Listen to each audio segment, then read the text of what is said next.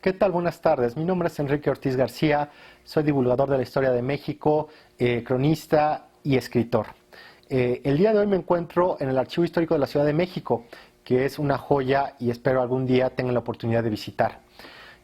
También les quiero comentar que el día de hoy les voy a platicar sobre la sociedad mexica, Tenochtitlan y su vida cotidiana. Como ustedes saben, Tenochtitlan fue la capital mexica y fue un lugar de mucha importancia, posiblemente una de las ciudades más relevantes de toda América para lo que fue el siglo XV-XVI. Esta es la ciudad que después sitiaría el propio Hernán Cortés y sus huestes en 1521, la cual caería el 13 de agosto de ese año con la captura de Cuauhtémoc, el hijo de Ahuizotl. Y a partir de ese momento, pues, iniciaría un nuevo periodo en estas tierras, en lo que podremos definir como la historia de México. Pero, ¿cómo se vivía en Tenochtitlan? ¿Qué clases sociales había en Tenochtitlan? ¿Y cómo era esta ciudad? Pues de eso vamos a platicar el día de hoy. Existe posiblemente el mapa más antiguo de esta ciudad que ha llegado hasta nuestros días. Es el mapa de Nuremberg o mapa de 1524. Este plano, este mapa, fue realizado muy posiblemente por el propio Hernán Cortés o él lo encargó que se realizara, ya que venía en su segunda carta de relación. Es un mapa sumamente detallado donde podemos ver en la parte superior de la isla, porque recordemos que Tenochtitlan se funda en el año 2 Cali o en nuestra cuenta en 1325.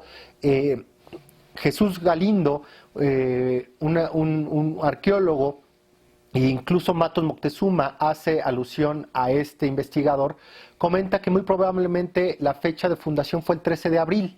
¿Por qué razón? Porque alrededor de las 10:54 de la mañana se dio un eclipse total de sol que duró alrededor de 4 minutos y 6 segundos. Recordemos que para los antiguos mexicas todos los días se libraba un combate en los cielos. Un combate entre la luz contra la oscuridad. Un combate entre los dioses solares y los dioses de la noche. Y para ellos, por ejemplo, el sol era Tonatiuh, era Huitzilopochtli, un guerrero, mientras que la luna, por ejemplo, para ellos era Coyolxauhqui, ¿no? Que era la hermana de este numen, de este colibrí zurdo o colibrí del sur. Entonces, un eclipse para ellos era ver una batalla entre las deidades en el firmamento, en la cual el que salía victorioso era su dios tutelar. Huitzilopochtli, este dios que traen desde el norte de estas tierras, desde el norte de Mesoamérica, y que lo hacen pues su dios patronal, su dios tutelar, y a quien erigen el templo más importante de su ciudad, que estamos hablando que es el Templo Mayor. Entonces, posiblemente, gracias a estas investigaciones, posiblemente la fundación de Tenochtitlan se daría un 13 de abril de 1325. Los antiguos mexicas, que muchas personas también les llaman aztecas, ¿cuál es la diferencia entre mexica y azteca, ¿no? ¿Y cuál es el origen de la palabra azteca? En realidad, azteca sería el oriundo de Aztlán. Recordemos que Aztlán es un lugar mítico, es un lugar que significa el lugar de la blancura o el lugar de las garzas. Y los mismos mexicas, a partir de que ellos logran su independencia, de la cual hablaremos en un momento, alrededor de 1428, ellos reescriben su historia.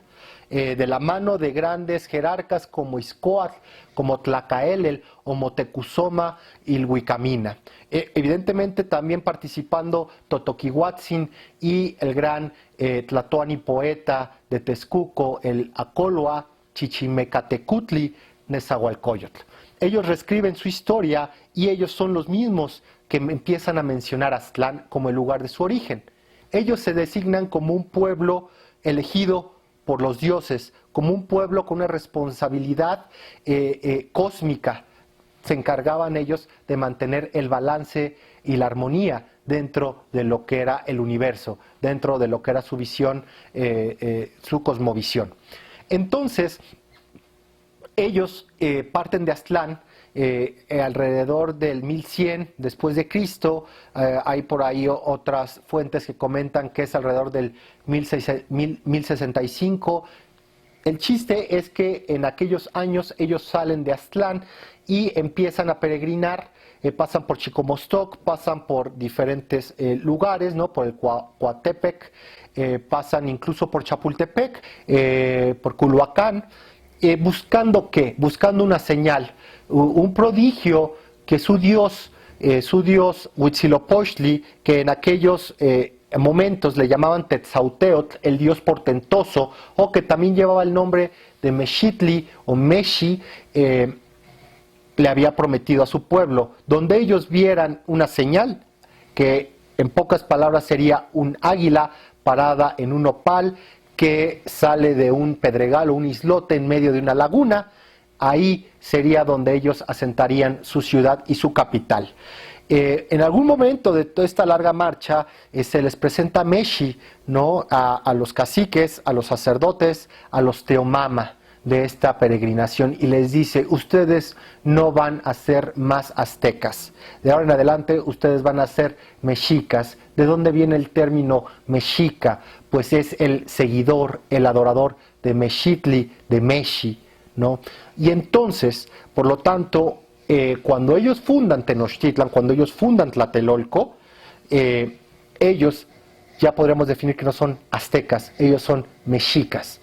Y había mexicas tenochcas, que son los de Tenochtitlan, y mexicas tlatelolcas, que son evidentemente los de su ciudad gemela, Tlatelolco, la cual es fundada en 1337, varios años después de la fundación de la capital de los mexicas tenochcas. Y hay un mito muy hermoso en el cual, ¿por qué hay esta división entre este grupo de nahuas? ¿Por qué nahuas? Porque hablan náhuatl.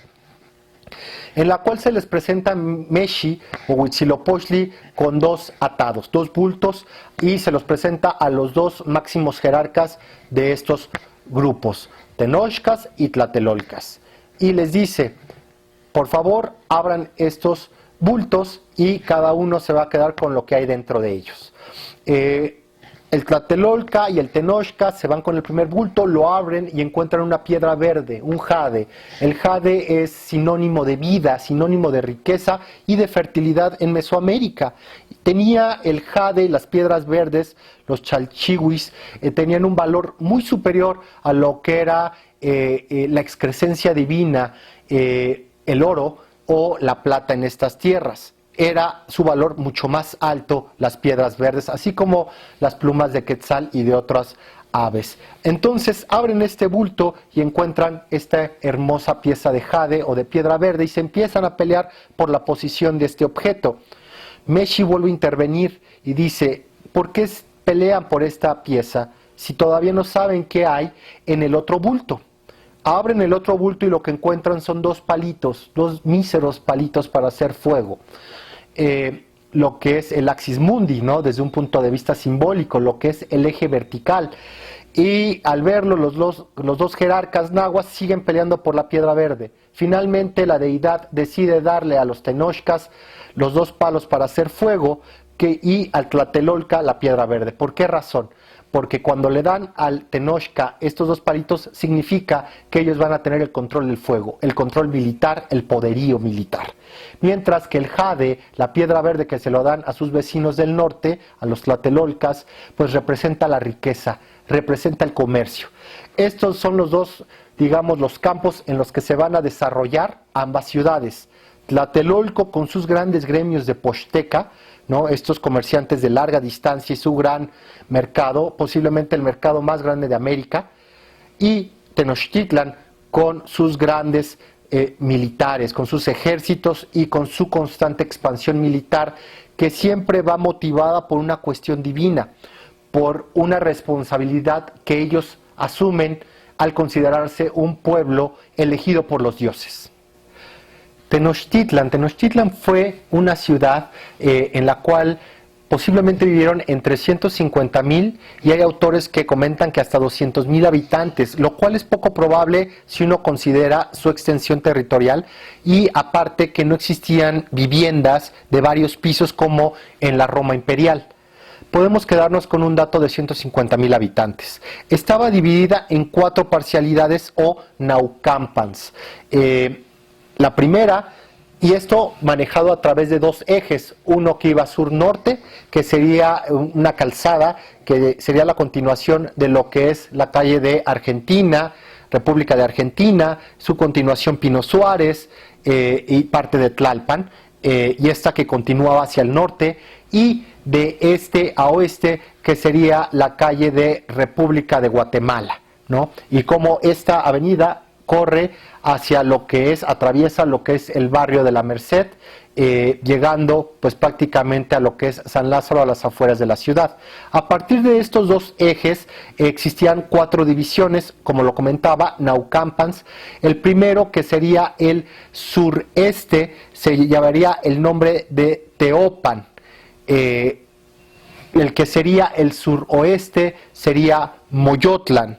El que sería el noroeste sería Cuepopan, y finalmente el del noreste sería Atzacoalco. En el centro estaría el recinto ceremonial de Tenochtitlan, el lugar de los dioses, con sus 78 edificaciones o estructuras, si le hacemos caso a Fray Bernardino de Sahagún. Hacia el norte habría una ciudad ajena a Tenochtitlan, que sería la ciudad de Tlatelolco, la cual a partir de 1473, bajo el reinado de Axayácat, habría una guerra entre las dos ciudades gemelas y finalmente sería absorbida, sería integrada a lo que sería la Triple Alianza y a la propia Tenochtitlan.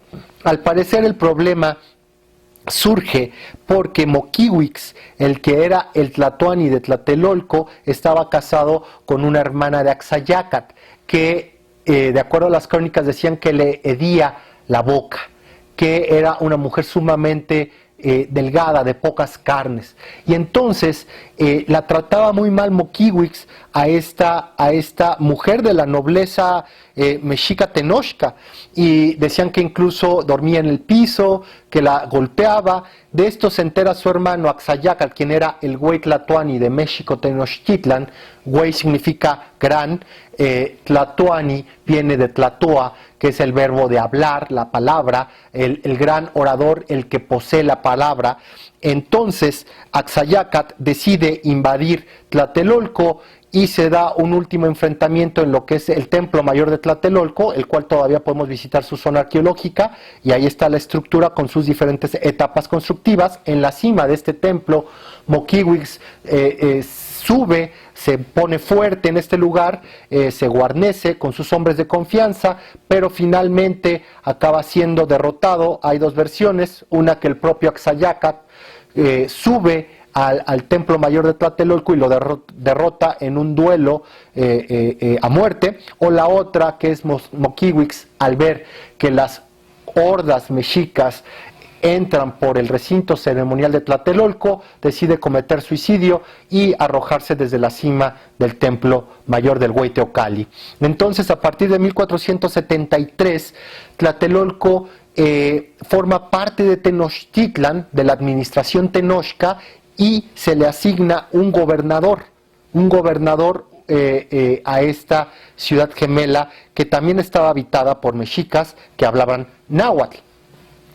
En el centro entonces del lago de Texcoco está esta ciudad-isla. Esta ciudad-isla que tiene sus calzadas hacia lo que es tierra firme. Siendo las más relevantes, es falso que sean solamente 3 calzadas, había muchas más. La primera y una de las más importantes era la calzada de México-Ixtapalapan. Esa corría de lo que es Pino Suárez, seguía por Tlalpan y pasaba por un lugar llamado Acachinanco, donde se encontraba una fortaleza que era la fortaleza de Xoloc, que era, nos lo comenta Vázquez de Tapia, nos lo comenta varios cronistas de la conquista, que era una especie de fortificación con 2 torreones, ellas lo describen de esa forma. Era un puesto de vigilancia para impedir el acceso a la ciudad en caso de que hubiera una invasión por parte de los grupos del Valle Puebla-Tlaxcala, principalmente los huejotzingas, que estaban pues en las faldas de lo que eran las montañas nevadas. seguía esta calzada y llegaba hasta lo que era Huitzilopochtli. Se dividía en dos, una iba hacia lo que era Culhuacán e Iztapalapa y otra hacia Huitzilopochtli, que significa el lugar donde es adorado Huitzilopochtli. Los españoles del siglo XVI, al no entender esta palabra, pues lo traducen como Churubusco.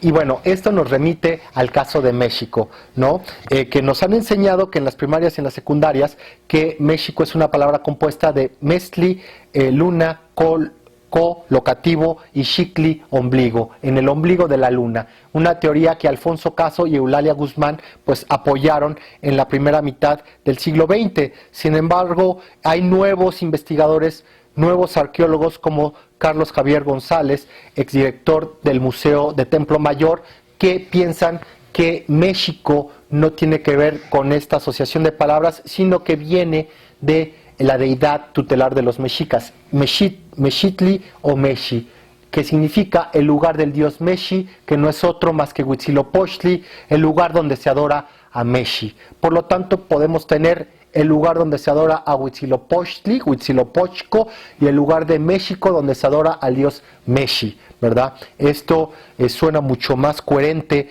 y posiblemente sea el significado que le da nombre a nuestro país, no solo a la capital mexica.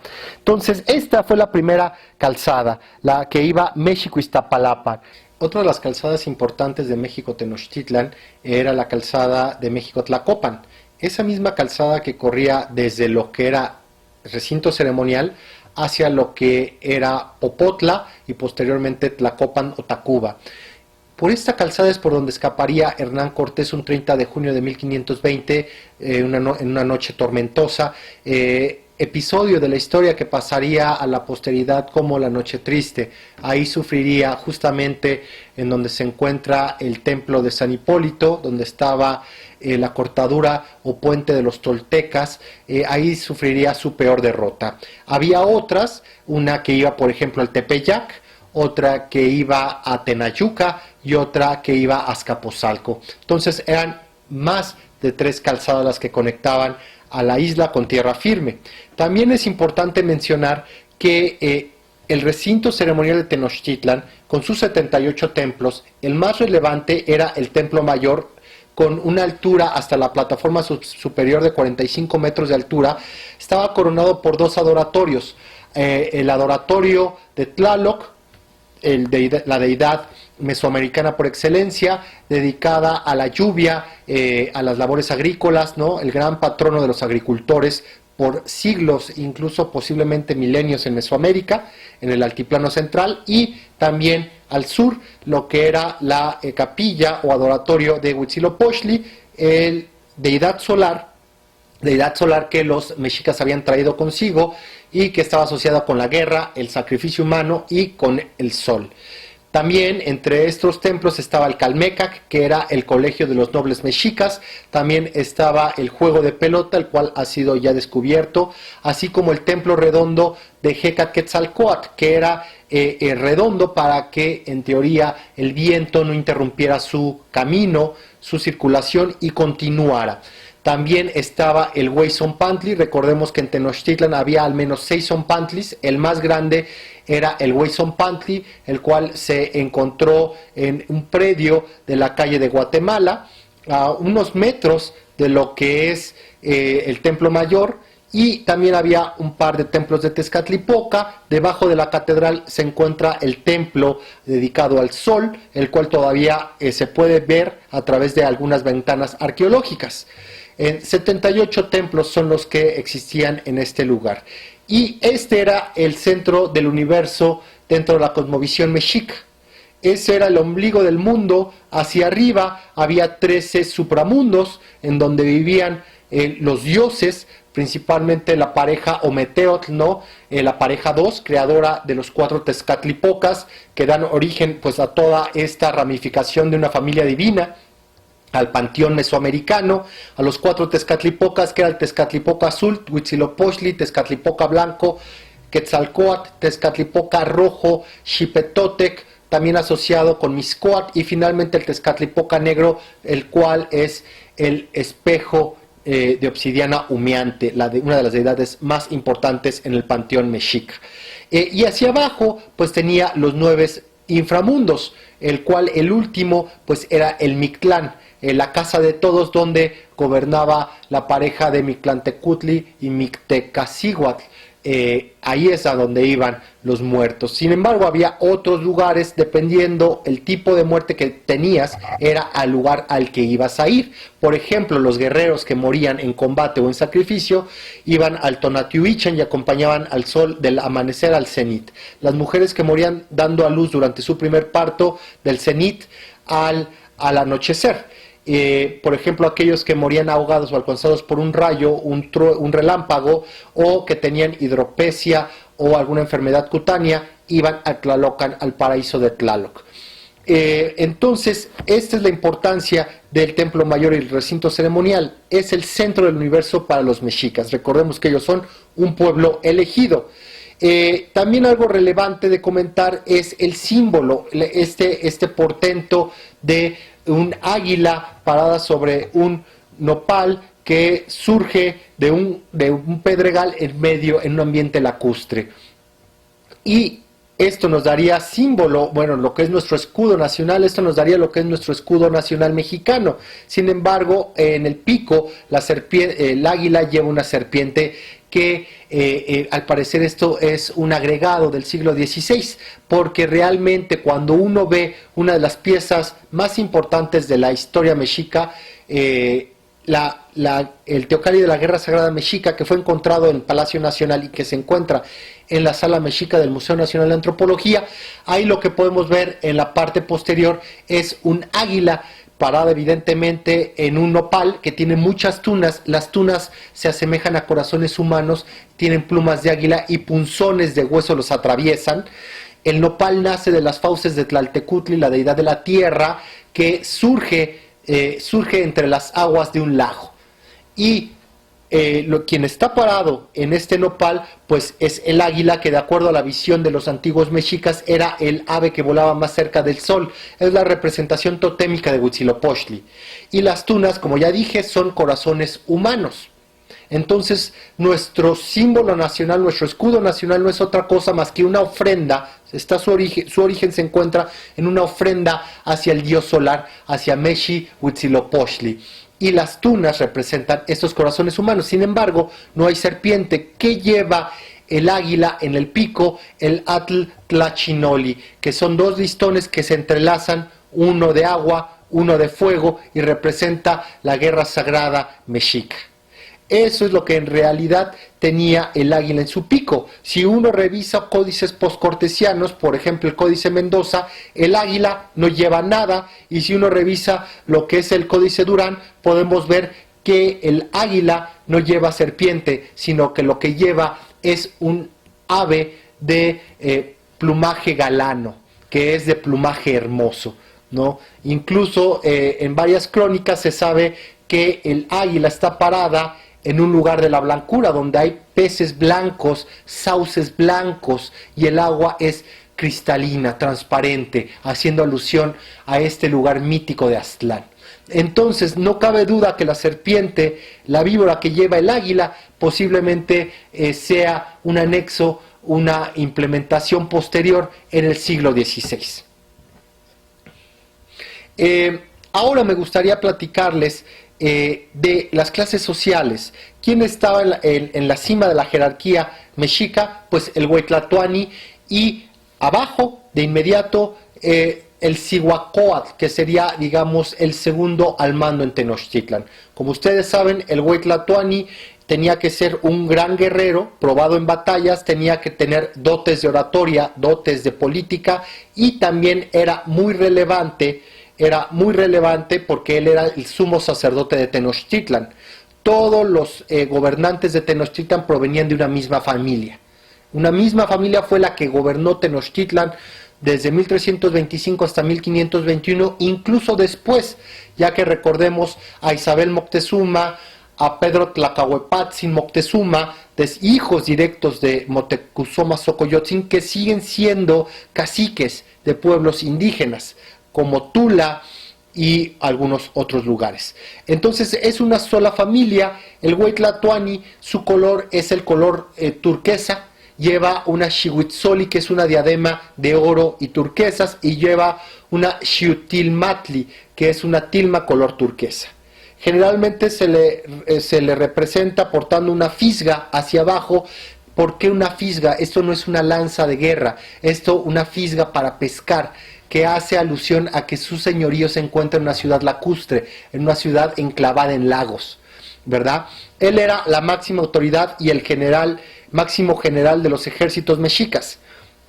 Debajo de él estaba Xihuacóatl, que todavía era una familia, la familia de Tlacaelel, que desciende de Tlacaelel, hermano de Motecuzoma el Huicamina, son los que tienen este rango, esta posición, hasta la llegada de Hernán Cortés, y él se encargaba principalmente pues de la gestión de gobierno en Tenochtitlan cuando el Güey Tlatoani salía pues en una campaña de conquista o una campaña para sofocar alguna rebelión. También él tenía grandes facultades en cuestiones jurídicas y en cuestiones de religión, pero también en cuestiones de administración.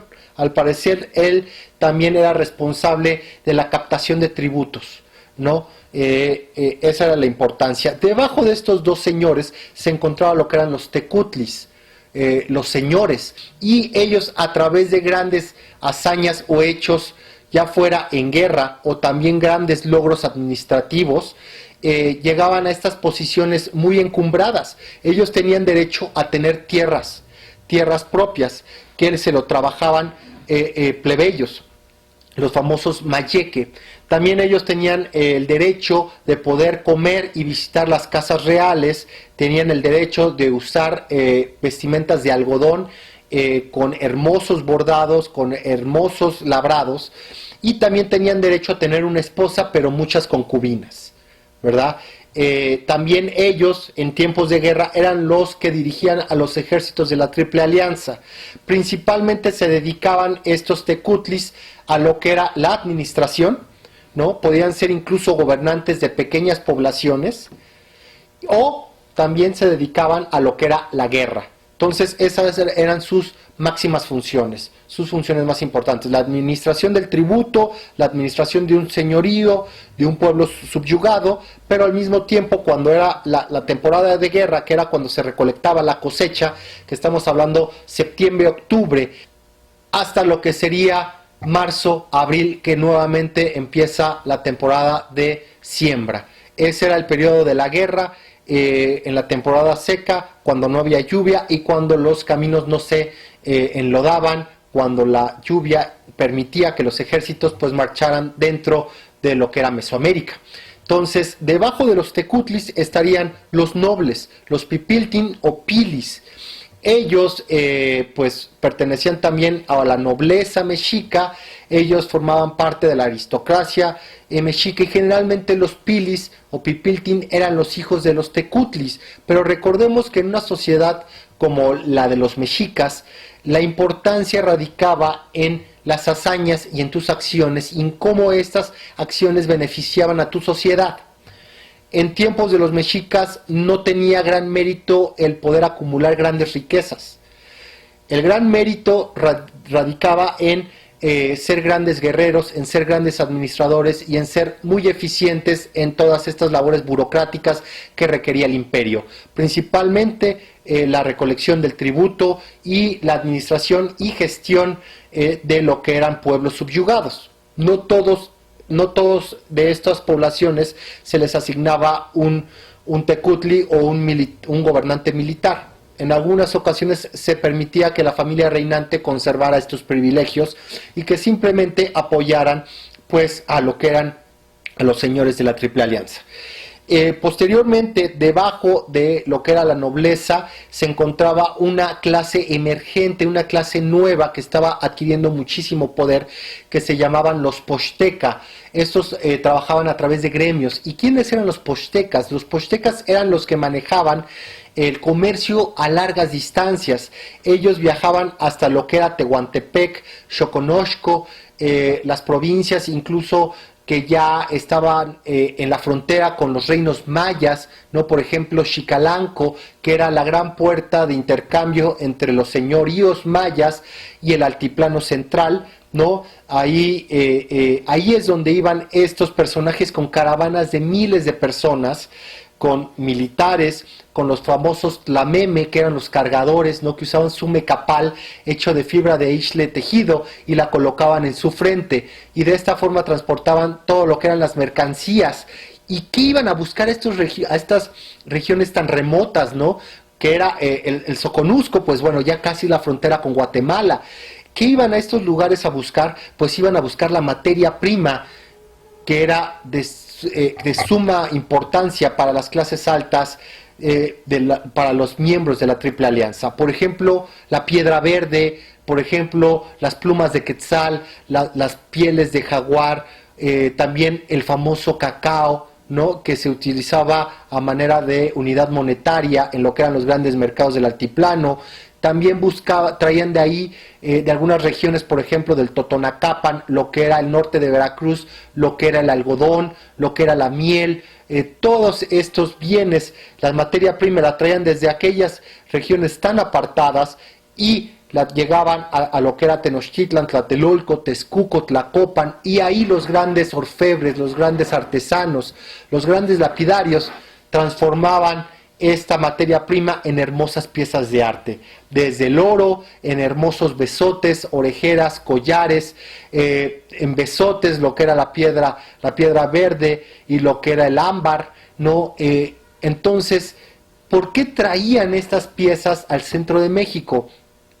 Porque tenían gran demanda por parte de la nobleza y de la élite militar de Tenochtitlan. Recordemos que la única forma en que uno iba subiendo en rango dentro del ejército mexico de la Triple Alianza era a través de captura de enemigos, era a través de la captura de enemigos en batalla.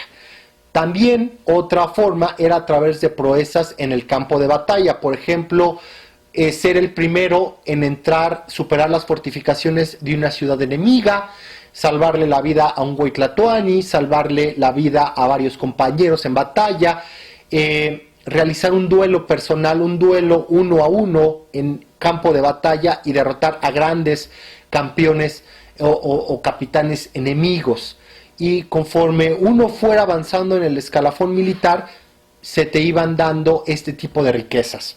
Tilmas de hermosos colores, tlahuistlis, que el tlahuistli era el traje completo que usaban los guerreros, principalmente hecho de algodón o de pieles de ocelote, de jaguar, incluso plumas de águila, ¿no? Eran distintivos en el campo de batalla y eran premios al mismo tiempo, que vestían los grandes capitanes.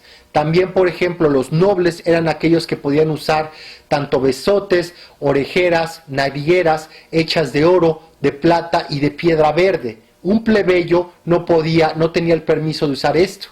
Por ejemplo, también los veteranos de guerra que tenían terribles cicatrices en las piernas, se les permitía usar las tilmas de algodón hasta casi los talones. Esto para proteger estas terribles cicatrices. Sin embargo, un plebeyo no podía usar tilmas hechas de algodón, ni tampoco que le llegaran a los talones. Toda la vestimenta estaba fuertemente regulada dentro de Tenochtitlan. Como de la misma forma estaba fuertemente regulado el consumo del pulque. Muchas personas piensan que el pulque estaba prohibido entre los nahuas. Y todo lo contrario, había puestos de pulque en el famoso Tianquistli de Tenochtitlan o de Tlatelolco, y había señoras que podían vender pulque. El gran problema radicaba cuando una persona se ponía ebria en vía pública, y más si se trataba de un noble. Si se trataba de un noble, había cero tolerancia. Si un noble en el palacio o durante una campaña militar o trabajando, ¿no?, haciendo labores administrativas en Tenochtitlan, era descubierto ebrio, se le llevaba a su casa y se le ejecutaba en la intimidad de su palacio con lo que se le conoce como el lazo florido. ¿Qué era el lazo florido? Se le colocaba una cuerda, un mecate decorada con flores en lo que era la garganta y se le daba garrote vil. ¿Y por qué razón se hacía esto en su casa o palacio? Pues para proteger lo que era el honor de la familia. Por ejemplo, si un Macehualtin, que es la siguiente clase, la clase de los plebeyos, las personas que pertenecían a los barrios, uno de ellos se ponía ebrio, lo encontraban ebrio en una primera ocasión, simplemente se le rapaba. Una segunda ocasión, si era reincidente, pues se le podía apedrear y sus propios vecinos destruían su propiedad en el barrio, se le confiscaban sus tierras.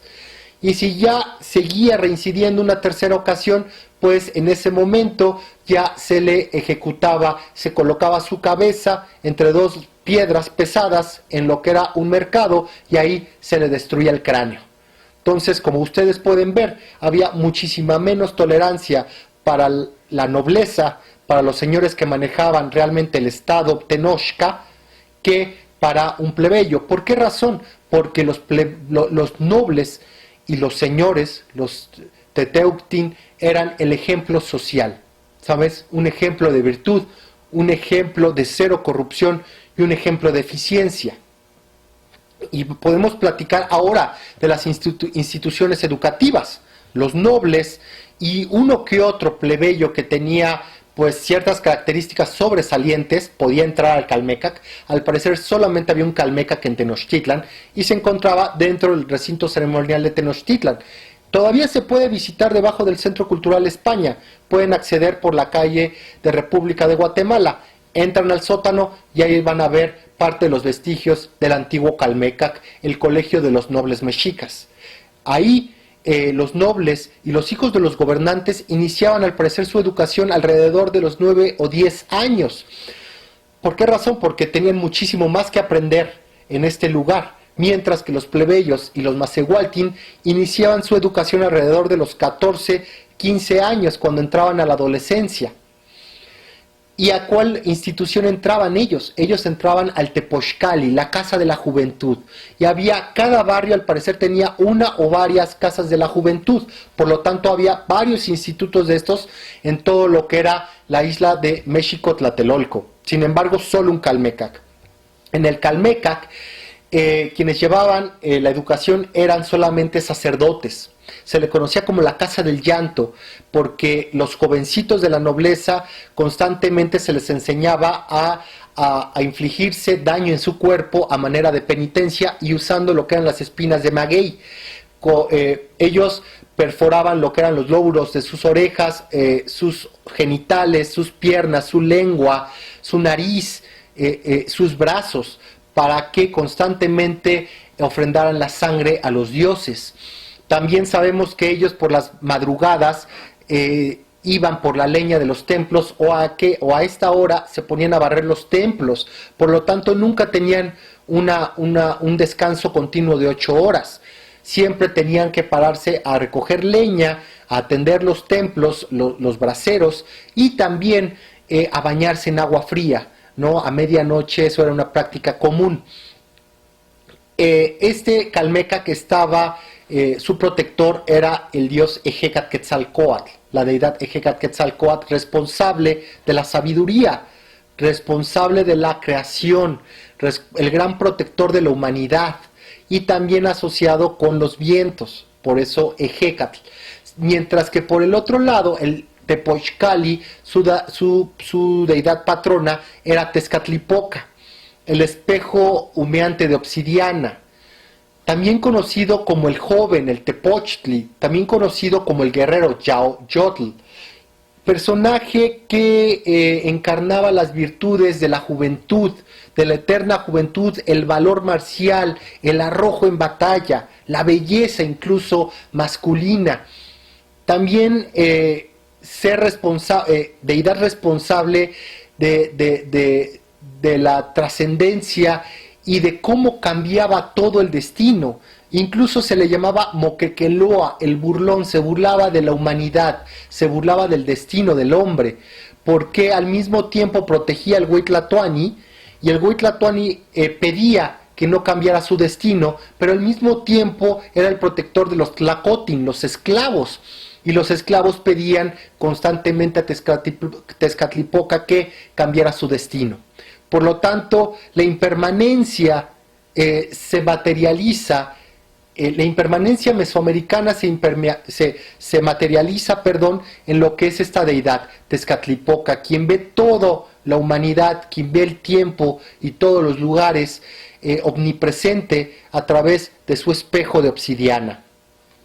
No puede haber valores más contradictorios entre la deidad de Ejecatl-Quetzalcóatl y Tezcatlipoca, ambos hijos de la pareja Ometeotl y ambos destructores y creadores de mundos a través del mito de los 5 soles, que recordemos que mientras Tezcatlipoca creaba una nueva humanidad y un nuevo mundo, llegaba su hermano a destruirla. ¿Por qué razón? Para construir una nueva humanidad y un nuevo mundo. En eso se basa lo que es el mito de los 5 soles, el cual el quinto sol, como ustedes bien saben, pues tiene su nacimiento en la ciudad de los dioses, en la antigua Teotihuacán, en el cual se reúnen todos los dioses y Nanahuatzin, el buboso, se arroja a la pira divina, ¿verdad? Cuando Tezistecatl, el señor de la concha, una deidad de nobleza, ya había él hecho los votos para hacer este sacrificio para que naciera el nuevo sol, y era tan intenso el fuego que no logra arrojarse en 3 ocasiones, por lo que Nanahuatzin, deidad menor, enferma. El buboso, sin mediar más palabra, decide arrojarse al fogón divino, y de ahí surge lo que es el quinto sol. Y posteriormente Tezistecatl, al quedar humillado por una deidad menor, decide también arrojarse a este fogón sagrado, pero de él no nace de él nace otro sol. Sin embargo, Ejecatl-Quetzalcóatl toma un conejo de las orejas, lo arroja al segundo sol y lo apaga, lo vuelve blancuzco, blanco, y de ahí nace lo que es la luna, ¿verdad? Posteriormente, todas las demás deidades se arrojan al fogón divino, y en este sacrificio es lo que logra que se empiece a mover tanto el sol como la luna. Y por esa razón, si los dioses sacrificaron su vida y su sangre al inmolarse en este fuego sagrado, ¿por qué el hombre no tiene que hacer lo mismo? Pues claro que lo tiene que hacer. Ese es el origen del sacrificio humano y del autosacrificio en la sociedad mexica. Los dioses dan su sangre y su vida por el bien de la humanidad. El hombre debe de corresponderles en el mismo nivel. Y no hay nada más preciado para el mexica que la vida humana, porque para ellos la vida es un placer, donde hay flores, donde hay cantos, donde hay jades, y donde la máxima expresión de vitalidad se da en el campo de batalla. Y la mujer, para el hombre, y para la mujer, al momento en el que da a luz a un nuevo guerrero, al nuevo cautivo, que va a ofrendar también su vida en el campo de batalla o en el altar de sacrificios. Por esa razón, los seres humanos tienen que realizar sacrificios, incluso dando su propia vida, emulando a los dioses, quienes ellos lo hicieron para darnos un mundo y para darnos para volvernos seres humanos para la humanidad. Y después tendríamos a lo que sería los Macehualtin. ¿Quiénes eran los Macehualtin? Los plebeyos. Digamos que son todos los que trabajan, labran la tierra. De ahí también llegan lo que son los artesanos, los orfebres. Ahí también están personas que van a ser contratadas y que tienen que cumplir con su servicio militar para la guerra. La espina dorsal de los ejércitos mexicas eran los Macehualtin, ¿no? Y ellos se organizaban en barrios, en Calpultin, y cada barrio se aseguraba de entregarle tierra a sus miembros, cuando ellos, después de haber cumplido con el Tepochcal y sus estudios alrededor de los 18 años, 19 años, ellos tenían que cumplir con su servicio militar e iban a batallas. Y si sobrevivían a estas campañas militares, llegaban a Tenochtitlan y se le entregaban a sus antiguos maestros del Tepochcal y un hacha ritual, que significaba que querían ser liberados ya de esta institución educativa, porque ellos ya eran hombres, ya habían participado en la guerra y ya se iban a casar. Entonces, debajo de estos Macehualtin existían los que eran los Mayeque. ¿Quiénes eran los Mayeke? Los Mayeke eran personas sin tierras, que no pertenecían a ningún barrio y que ellos obtenían sus ganancias, su pago al trabajar tierras ajenas. Todo lo contrario al Macehualtin, porque el Macehualtin o el Macehual obtenía sus ganancias de lo que él trabajaba, del sudor de su frente. Por ejemplo, el Macehual tenía que cumplir con todas estas responsabilidades con el Estado mexica. Ellos tenían que ir a guerra, ellos tenían que dar tributos, ellos tenían que trabajar su tierra que le había dado su barrio, y si no la trabajaban en 3 años, se les retiraba. Y pues se volvían unas parias dentro de la sociedad mexica. El Mayeke, todo lo contrario, él no tenía ninguna obligación con el Estado mexica. Ellos no pagaban tributo, ellos no tenían una tierra que explotar, ellos no tenían tampoco una propiedad, ni tampoco tenían el respaldo de las autoridades del barrio, que eran 2. La principal era el Consejo de Ancianos y el Calpulec, que era el hermano mayor del barrio. También había un Tecutli que venía del Tlatolan, que era el gobierno central, ¿no? El gobierno central mexica. Entonces, estos Mayeke realmente se les pagaba con parte de lo que ellos producían. Ellos eran los que trabajaban las tierras de los señores, ellos eran los que trabajaban las tierras de los templos, incluso del Huaytlatoani. Y ya debajo de este estrato del Mayeke se encontraba el Tlacotin. ¿Quién es el Tlacotin? Los esclavos dentro de la sociedad mexica. Era una esclavitud muy diferente a la esclavitud del mundo europeo, o la que al escuchar esta palabra nosotros pensamos. Un esclavo en Mesoamérica tenía diferentes orígenes. ¿Cómo llegar a ser esclavo? Pues bueno, si tú tenías deudas, tú podías ser esclavo de la persona a quien le debías por un periodo de tiempo. También un esclavo también podía ser, porque si eras una persona que había sido capturada y tu pueblo arrasado, ¿no? Ese era un tipo de esclavo que venía directamente de la guerra, y esos generalmente estaban destinados a los sacrificios. Sin embargo, por ejemplo, si tú matabas a otro hombre y hacías de su mujer una viuda, la viuda podía decidir que en lugar de ejecutarte a ti, tú te volvías el esclavo de ella. ¿Por qué? Porque recordemos que había roles muy bien definidos entre la mujer y el hombre dentro de estas sociedades. Entonces, el asesino se volvía el esclavo de la viuda y iba a trabajar pues para equiparar o para compensar el daño que le había causado a esta familia al matar pues al padre. Por ejemplo, también un borracho al cual se le quitaban todas las propiedades, el barrio le retiraba su propiedad, las autoridades, pues él también podía volverse un esclavo. Incluso se hacían apuestas, porque recordemos que se hacían apuestas en aquellos años al jugar el famoso patoli, que es como una especie de juego de la oca, ¿no? Un tablero que se marcaba en el piso o en una tabla de madera, y con fichas se jugaba y se apostaba también en él, o también como en el juego de pelota.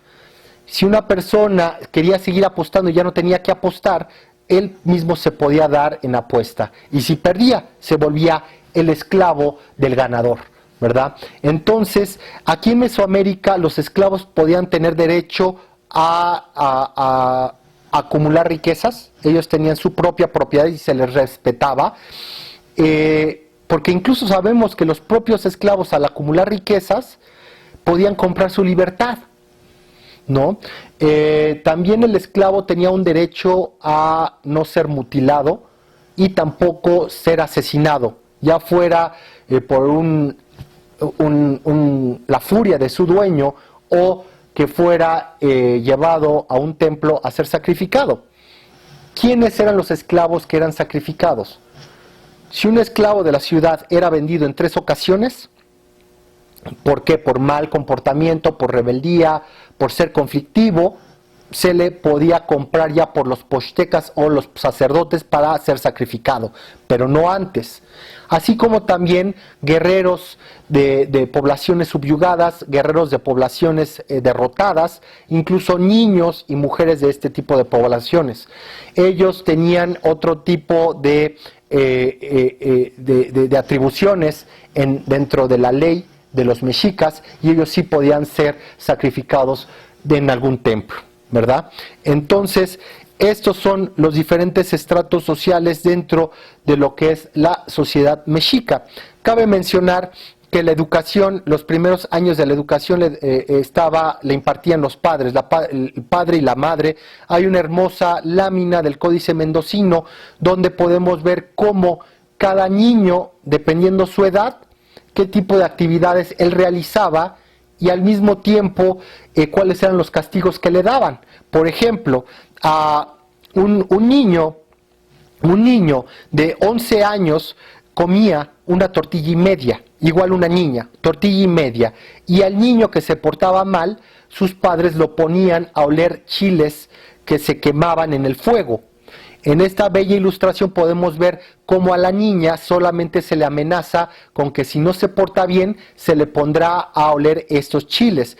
Cuando el niño tenía 12 años, por ejemplo, los castigos que se le daban a este niño era que pasara toda una noche en tierra húmeda amarrado de piernas y manos. Mientras que a la niña la ponían a barrer, a la niña que se le castigaba, no solamente barría su casa, sino que también tenía que barrer la calle. Esto era una forma de humillación pública de parte de la madre a la niña. ¿Por qué? Porque tenía que barrer la calle pública y todos los vecinos pues se iban a enterar que la niña estaba siendo castigada. A los 13 años, tanto el varón, la mujer, ya comían 2 tortillas y el niño ya sabía cómo realizar cacería, ¿no? Ya sabía pescar, ya sabía cómo atrapar patos y garzas, él ya sabía cómo manejar su propia canoa, él ya podía cortar la leña e irla a vender al mercado de Tlatelolco, mientras que la niña ya sabía preparar tortillas, ya sabía preparar las famosas salsas o preparados, el moli, ¿no? Con lo que era el metate, y bueno, ella ya era capaz de preparar alimentos para su familia. Las niñas en Tenochtitlan se casaban entre los 14 y 15 años e incluso podían llegar hasta los 18 años. Ya para lo que eran los 14 años, pues la niña ya sabía manejar lo que era el telar de cintura y ya podía preparar o hacer lo que eran los famosos quexquemitls, lo que eran los famosos huipiles, ¿no? Las tilmas, el mashtlat para el varón, y pues bueno, ya a esta edad seguían comiendo 2 tortillas, ya estamos hablando de los 14 años. Como ya lo comentamos, ¿no? Los nobles entraban antes al Calmecac, alrededor de los 9 y 10 años, más si eran los hijos de los gobernantes, y los plebeyos entraban a lo que era el Tepochcali alrededor de los 14, 15 años, alrededor de los 18, entre los 18 y 20 años iban a su primera campaña militar, y si sobrevivían a esta campaña, a esta guerra, pues ya podían casarse. Porque de acuerdo a la visión mexica, no eres hombre hasta que hayas vivido la guerra y hayas terminado tus estudios. Entonces no puedes estar con una mujer pues antes de haber completado con estos 2 objetivos. Y generalmente, pues era una mujer de barrio, se daba una ceremonia que era el amarrado de tilma, ¿no? En la cual a la mujer, primero los padres, ¿no? y las mujeres, las antiguas matronas del barrio, acompañaban al padre a pedir la mano de esta niña. La primera vez, siempre por cortesía, no se aceptaba, y la familia del novio pues tenía que dejar guajolotes, cargas de chía, de amaranto, de frijol, de maíz, la base de la alimentación mexica, o unos perros encebados, ¿no? A manera de obsequio. No era hasta la segunda, tercera o cuarta ocasión que iban estas matronas, estas plañideras, iban acompañados del padre y la madre del jovencito, a pedir la mano de esta mujer cuando finalmente se aceptaba. A la mujer se le bañaba ritualmente, se le pintaba su rostro, se le colocaban plumas o flores en su cabeza y la traían cargando hasta la casa del novio para que llegara en completa pureza. Y ahí se realizaba un convite afuera de la casa del novio, donde llegaban el sacerdote local, los nobles locales, los vecinos, ¿no?, los hermanos de armas, ¿no?, con quien había sangrado en las batallas, y dentro, mientras afuera se servía chocolate, pulque, guajolote, perro, liebre o conejo asada, ¿no?, adentro en la casa del novio, pues permanecían ellos amarrados, tanto la tilma del varón se amarraba con el huipil de la mujer, y estaba tanto la madre de ella dándole a él tamales en la boca, tanto el padre de él dándole a ella, y de la misma forma comida en la boca, y dándole consejos de cómo ser una buena mujer y un buen esposo. Pasaban 4 días, terminaba la fiesta, ¿no? Pasaba la pareja 4 días rezando en recogimiento, no podían tener relaciones sexuales, y a la quinta noche podían ya tener relaciones sexuales, y se daba lo que era una fiesta que podríamos definir como de tornaboda, donde nuevamente se volvía a llamar a todos los asistentes, a todos los amigos, familiares de la nueva familia. Y es muy interesante esto que se comenta, porque ya en este quinto día se volvía a dar un banquete y se pasaban lo que eran servilleteros, pero algunos de ellos estaban huecos o cortados de la base. Entonces, cuando se estaba dando esta fiesta de tornaboda, se pasaban estos tortilleros, estas canastillas, y cuando se caían las tortillas de este recipiente, todo el mundo sabía que la mujer no había llegado virgen a lo que era el matrimonio. En ese momento toda la sociedad lo sabía, todas las familias lo sabían, y el esposo tenía la libre decisión de repudiar a la esposa o aceptarla con todo, y esta situación pues que en ese momento afectaba el honor de las familias, ¿verdad? Entonces así era la forma en que se concretaban los matrimonios en la antigua Tenochtitlan. Y ¿qué más comentar? Más que pues que era una sociedad sumamente compleja, era una sociedad en la cual tu reputación valía más que las riquezas que tú podías llegar a acumular. Y esto lo vemos cuando Ahuizotl, el Hueytlatón y Ahuizotl, a lo que eran sus tíos, que le llamaba que eran sus queridos tíos, los Poxteca, estos comerciantes, les impuso, les dijo que ellos nada más podían entrar a Tenochtitlan cargados con estas grandes riquezas, con el jade, con el ámbar, con el oro y la plata, solamente de noche. Solamente de noche ellos podían entrar a Tenochtitlan para no mostrar su riqueza, ¿verdad? Y que esto despertara celos y envidias con las otras élites de la ciudad, que eran la élite militar, la élite sacerdotal, y bueno, también lo que era la nobleza, los Pipiltin y Teteuctin, quienes lograban sus hazañas o sus beneficios sociales a través de la guerra. Entonces estos Poxteca entraban en la noche a Tenochtitlan y pobre de aquel Poxteca que hacía una demostración pública de esta riqueza, porque el mismo Hueytlatoani, a pesar de que los llamaba mis queridos tíos, pues lo mandaba ejecutar por soberbio, por soberbio frente a la sociedad. Entonces cabe especular, cabe fantasear un poco qué hubiera pasado con esta emergente clase social de los Poxtecas si no hubiera llegado Hernán Cortés, si no hubieran llegado las huestes europeas. Muy posiblemente iban a posicionarse e iban a empezar a desplazar a la nobleza militar y a la nobleza sacerdotal a través de lo que ya eran las riquezas, ¿verdad? Finalmente no me quedaría más que agregar y platicarles un poquito del mercado, ¿no? Cómo era el mercado más importante se encontraba en Tlatelolco, ahí que utilizaban para comprar, pues principalmente la morralla de aquella época eran las semillas de cacao. Las semillas de cacao te servían, por ejemplo, 5 semillas de cacao para comprarte un guajolote, para comprarte una liebre de buen tamaño, para comprarte unas calabazas y un chayote, por ejemplo. Sin embargo, si tú querías comprar cosas más caras, existían otros objetos que se usaban de intercambio. Por ejemplo, pequeños lienzos de algodón bordados que se llamaban cuachtli. Y esas también se usaban para comerciar. También hachuelas de cobre que se utilizaba para comprar cosas de mayor valor. E incluso polvo de oro que se almacenaba en lo que eran los soportes de las plumas, que ustedes saben que son huecas. Ahí se colocaban y se rellenaban de polvo de oro. Con eso pues ya podías comprar cosas mucho más valiosas, como un esclavo, como un collar de jades, como una piel de ocelote, que venían desde regiones muy remotas.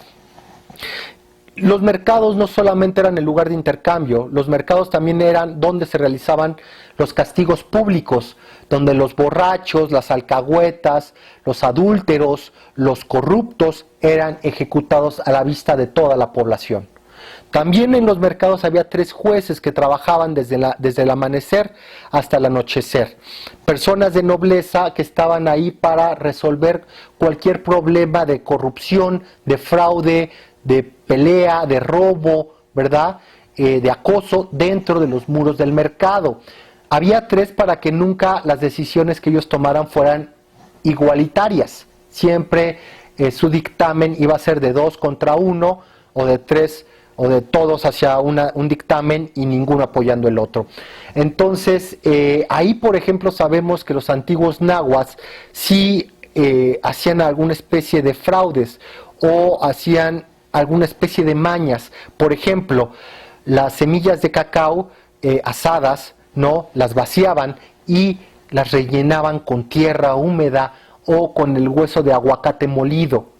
Entonces, pues esta era una forma pues de hacer fraudes en el siglo XV después de Cristo en el gran mercado de Tlatelolco y el gran mercado de Tenochtitlan, en el cual se ubicaba de acuerdo al mapa de Nuremberg de 1524. Si uno lo revisa con cuidado va a ver que existe la palabra platea, que significa plaza. Y la platea se ubicaba en nuestra actual plaza de armas, en el actual Zócalo. Ahí no se ha encontrado ninguna estructura, ningún edificio prehispánico. ¿Por qué razón? Porque ahí es donde se asentaba, ahí es donde se colocaba el mercado de Tenochtitlan.